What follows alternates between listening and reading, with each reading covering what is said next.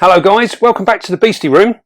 What we're going to do today is we're going to do a really simple rehouse, but of a spider that we haven't had before, and that is an Avic braunshauseni.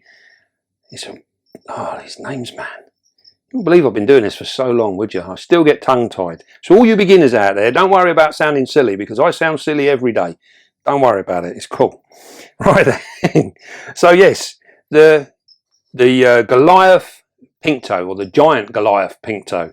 Now this is reputed to be the largest of the Avic family, and we're really quite excited to have had this one come into the Beastie room. Now we put her in this basic little enclosure here, literally just to see how she was going to get on, make sure she was okay before we introduce her to the main room, as it were. And she's actually molted out in there as well. So she's all in her lovely fresh new clothes. She knew she was going to make a video appearance. She's put on her best suit for us.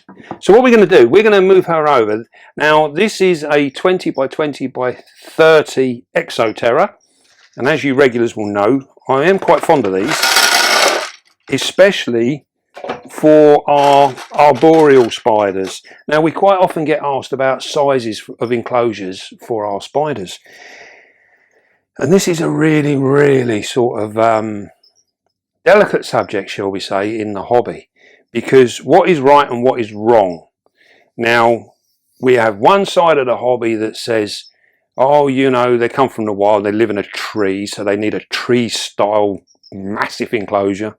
It's not really the case. And then we get others that have them in small enclosures because they don't need so much space.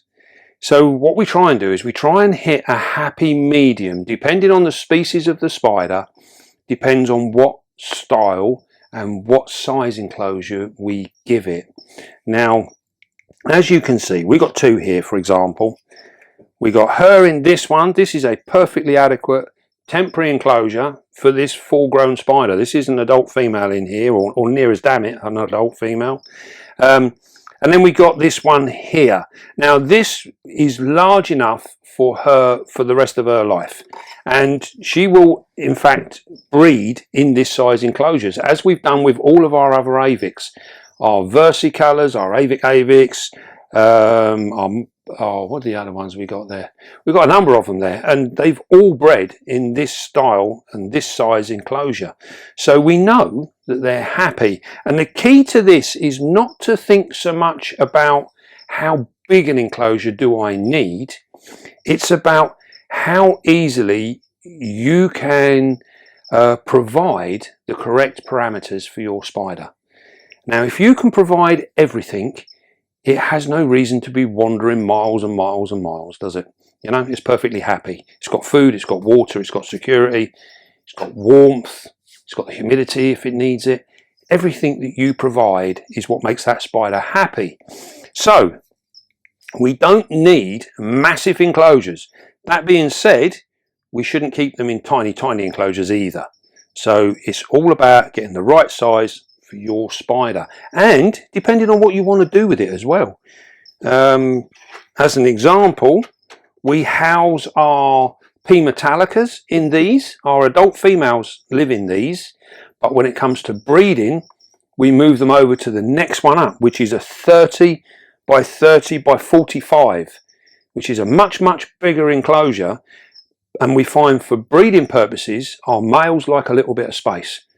As you can appreciate, the males have a pretty dangerous life, really.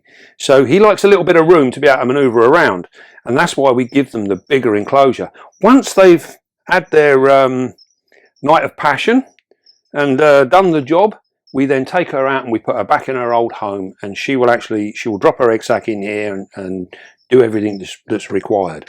So we have different enclosures for different reasons. Right. What we're going to do now, you've seen there, we put the clay balls in. This is a spider that does like a bit of humidity, so we're going to put the clay balls in the bottom. Again, this isn't 100% necessary, but this is how we like to do it here, and we get good results by doing this. So we follow what the results tell us, and we don't worry about all the rest of the jargon on the internet and everything else. Go with what the results tell you. If they're telling you it's working, then that's the way to go. That's what you've got to do. Right. So we've put in some normal potting compost, our real cheap old stuff, and we're going to top it up with our Beastie mix. This has got all the goodness bits in it, all the stuff that we want. Pardon, my love? It's free. And it's free, yes.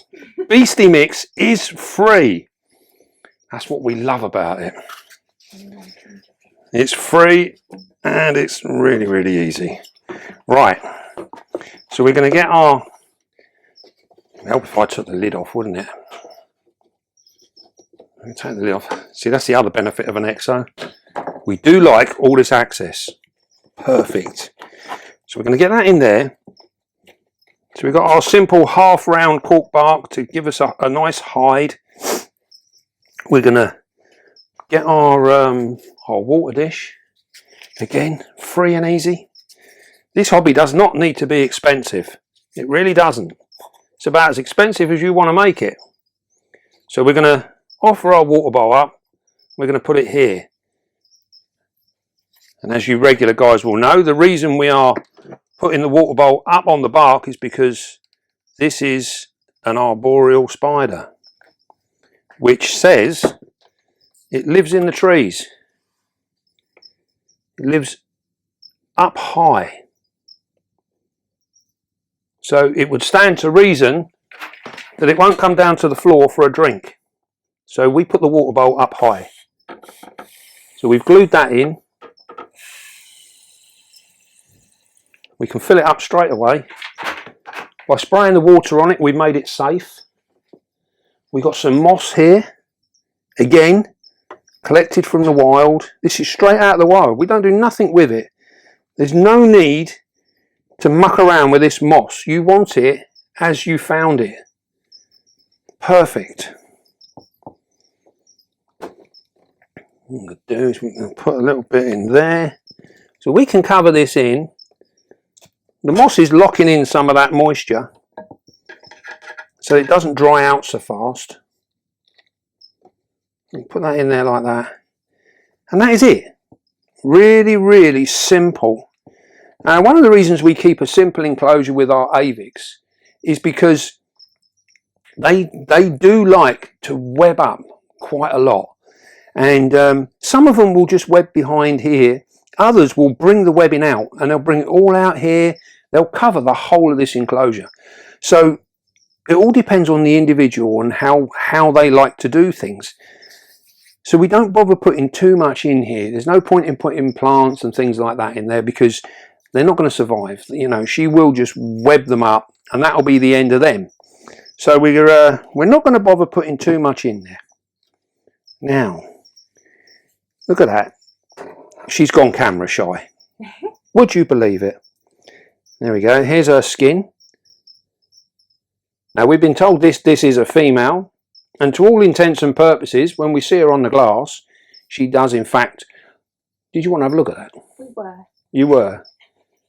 So we do. So to all intents and purposes, this is a female, and when we see her up on the glass, we she does look like a female. But as with all of our spiders, we will check this molt and we will make sure. Now this does two things. We've not kept this spider before, so we don't know what her spermatheca look like under the microscope. So we've got a molt here. We can check it out and we can have a look at it. We already know it's going to be a female, but we will actually find out what it looks like, what her reproductive organs look like under the microscope, because all of these spiders are different. They're not all the same. So it's very, very important that we learn the differences between them. So it gives us a good opportunity. It's an opportunity that we shouldn't miss. Right then, what we're going to do, we're going to move her over. As we've seen now, we've got a lovely, nice basic enclosure. Now, one of the things that's said about the Goliath Pink Toe is that these guys are a little bit more skittish than the normal Avic. Now the normal Avic is a really placid, very calm, easy spider. Just rip it off, my love. Just rip it off. Thank you. What are we doing? I want to get a good look at her. Can we start again? Right.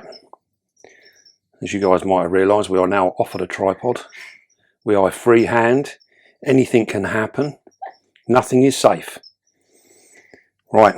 So as we were saying, these guys, the Goliath, are have a reputation for being a little bit more skittish, a little bit more jumpy, a bit more flighty, but generally speaking they should be reasonably well behaved and quite placid, although you should never ever trust that your spider is going to be placid, because we really don't know. As you can see there, she is absolutely stunning. I know we say this about a lot of our spiders, and it's because it's true. She is absolutely stunning. Look at them beautiful pink toes. Now bearing in mind, she has literally just molted out.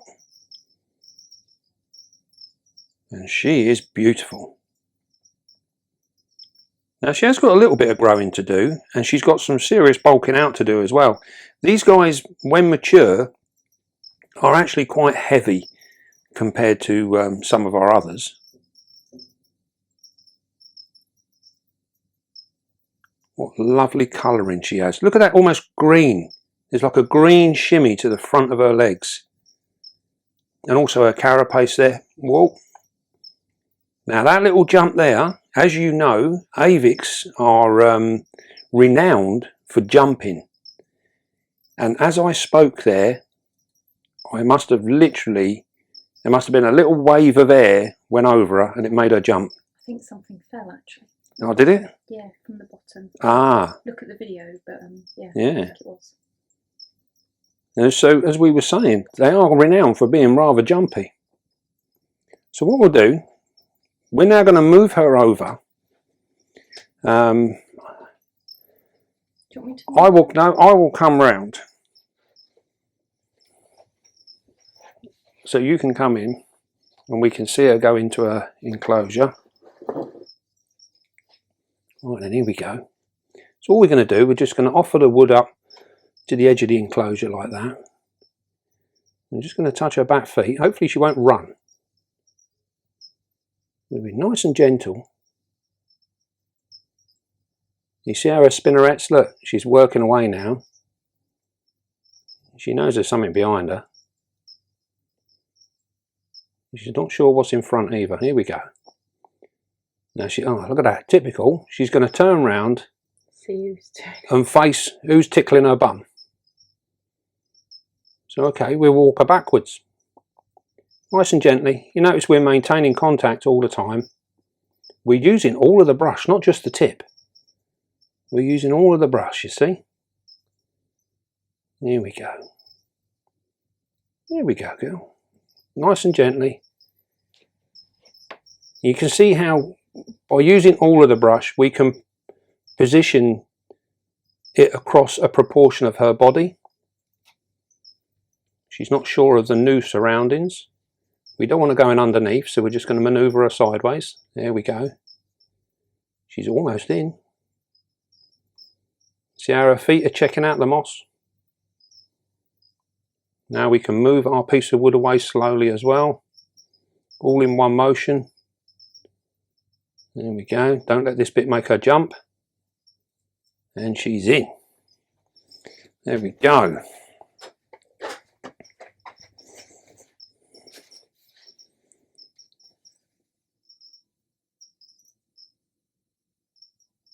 What a beautiful, beautiful spider. We're getting some really nice shots there, I should think. Now, as you can see there, they are quite similar to the common Avic, the common pink toe, but they are that little bit bigger, a little bit larger. And to be fair, they are a little bit more colourful as well. That lovely green hue, Really, really nice. And hopefully she's going to set up in this nice new home, and she will be happy in here. I'm sure she will appreciate that little bit of extra room. Now,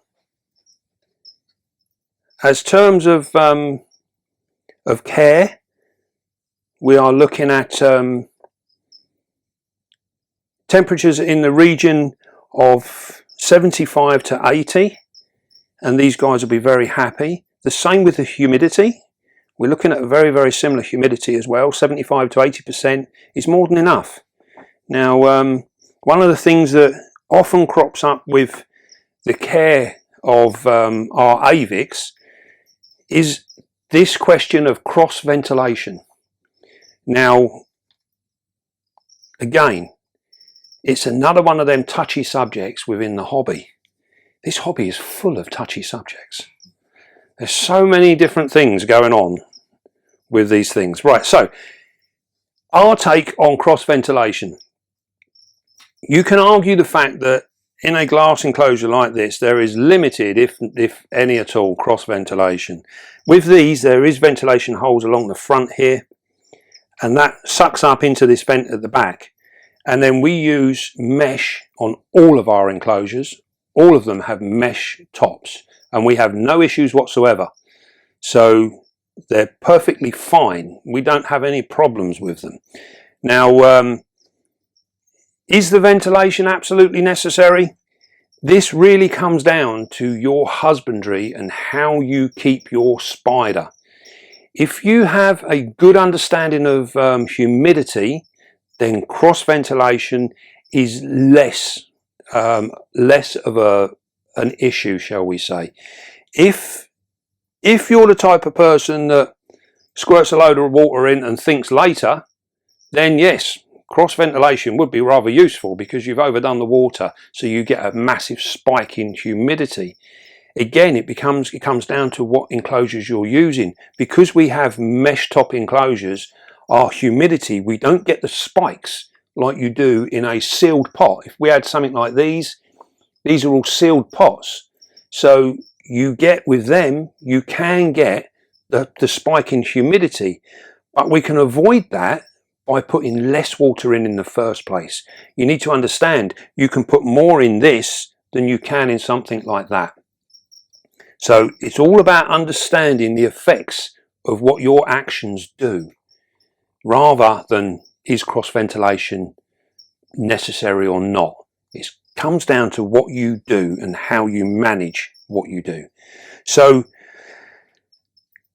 we've had Avics in pots that have got no ventilation whatsoever, and we've had them in full ventilated enclosures, and to be totally honest with you, there's been very, very little difference in how they've responded and what they've done. The one thing I will say is maybe when they're very, very small slings, we do like to keep them in sealed pots, but again, we keep them in pots of this kind of size for a baby Avic, and it will do perfectly fine.